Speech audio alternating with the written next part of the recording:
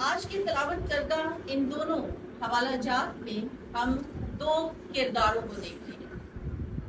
یہاں پہ ہمیں دو کردار جو ہیں وہ نظر آتے ہیں۔ غور کریں تو جگہ ایک ہی ہے، علاقہ ایک ہی ہے، مقام ایک ہی ہے، لیکن کردار کتنے ہیں؟ دو۔ ان دونوں تلاوت کردہ حوالہ جات میں ہمیں پہلے میں ایک عورت کا ذکر ملتا ہے جس کا نام بھی یہاں پہ ہمیں نہیں لکھا ملتا، لکھا ہے کہ ایک عورت نے۔ اور دوسرا تلاوت کردہ حوالہ جو ہے اس میں ہمیں ایک جانا پہچانا نام نظر آتا ہے، اور وہ کون ہے؟ یہودا اصغر یہودی۔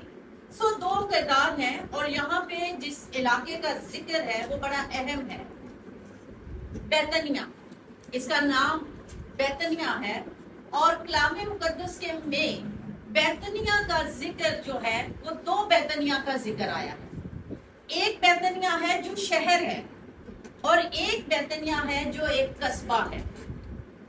اب غور کیجئے گا کہ یہ بیتنیہ جس کا مطلب ہے کھجوروں کا گھر، اور جس کا مطلب ہے انجیروں کی جگہ، یہ وہ جگہ ہے جہاں پر مسیح یسوع اکثر آیا کرتے تھے۔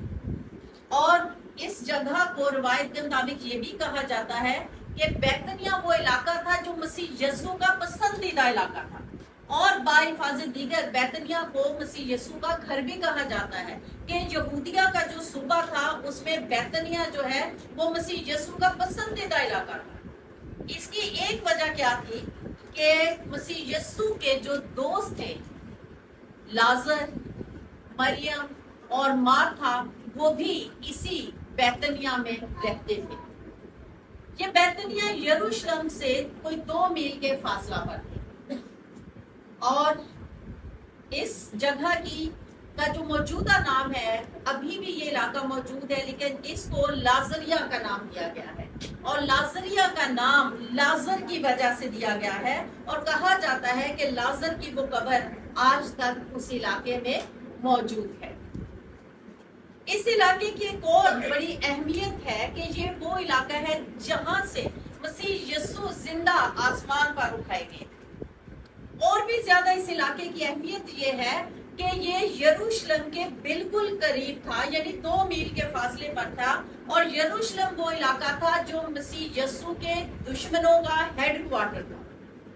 یروشلم مسیح یسوع کے دشمنوں کا علاقہ تھا، اور اس وقت میں جب یہ واقعہ پیش آیا عطر ڈالنے کا شمعون کوڑی کے گھر میں، تو اس کا مطلب ہے کہ مسیح یسوع ایک بہت خطرناک سچویشن میں وہاں پر یروشلم کے قریبی بیتنیہ کے قصبے میں موجود ہے۔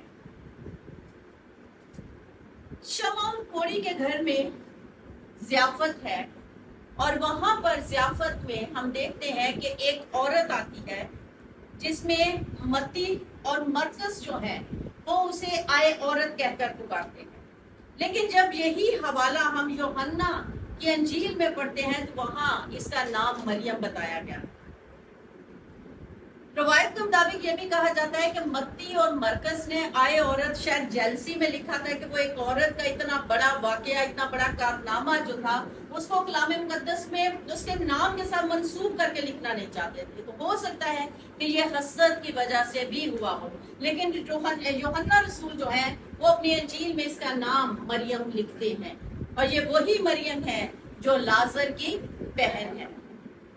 یہاں پہ ایک اور چیز ہم دیکھتے ہیں کہ متی اور مرکز جو ہے وہ مرقوم کرتے ہیں کہ اس عورت نے مسیح یسوع کے سر پر تیل ڈالا، عطر ڈالا، لیکن یوحنا رسول بیان کرتے ہیں کہ اس نے کس پہ ڈالا؟ مسیح کے پاؤں پہ ڈالا، اور پاؤں پہ ڈال کر اس نے اپنے بالوں سے اس کے بالوں کو پوچھا۔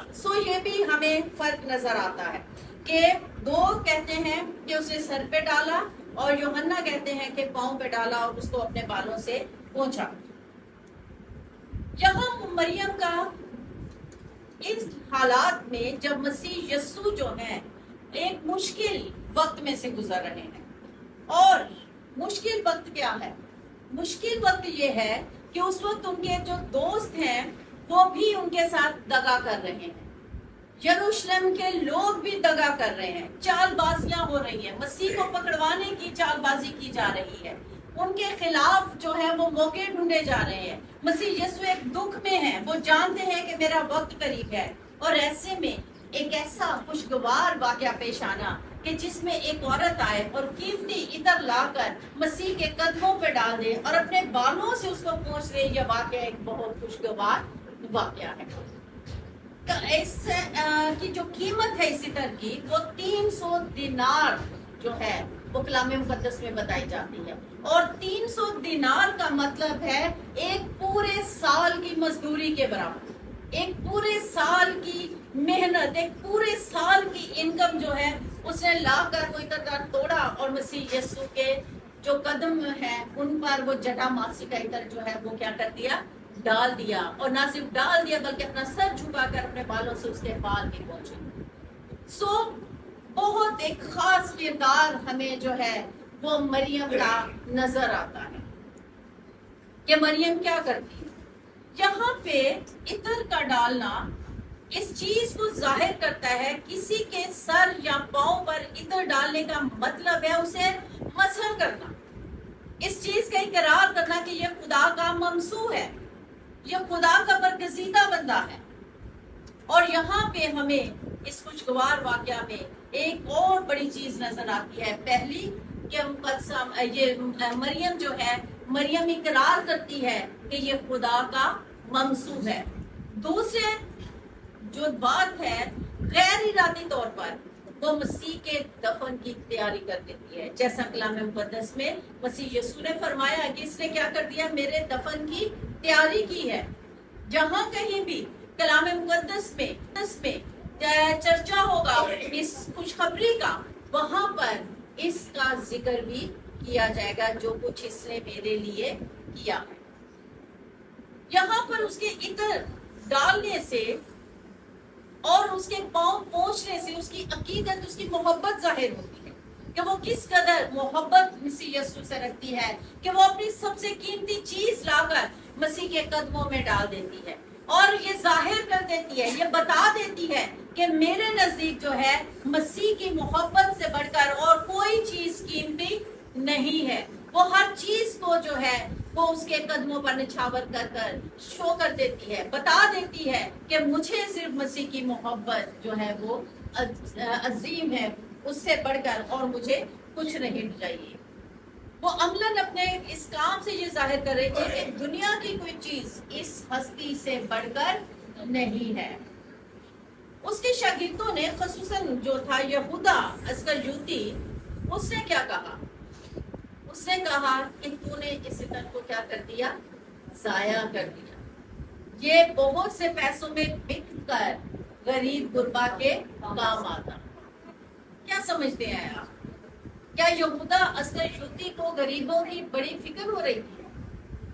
क्या उसके दिल में बड़ी हमदर्दी थी? क्या वो बड़ी मोहब्बत करता था गरीबों से?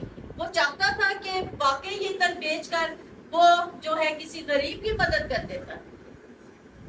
ऐसा चलकर क्या होता है हम आगे जाके देखेंगे कि आखिर ये क्या था, वो क्यों ऐसा कह रहा था।